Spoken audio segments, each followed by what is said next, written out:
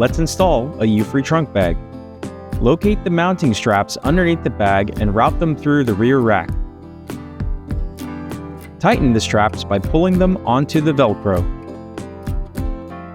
Do the same on the other side of the bag.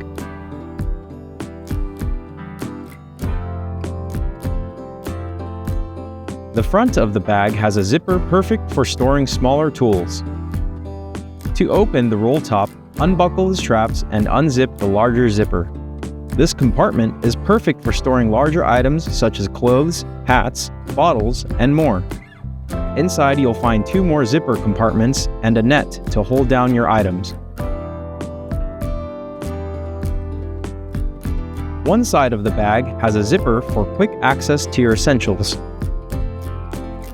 The other side of the bag has a pocket for your water bottle. And the back of the bag has another zippered compartment. That's it. If you have any questions, you can reach us at 866-729-8075 or email us at support@euphree.com.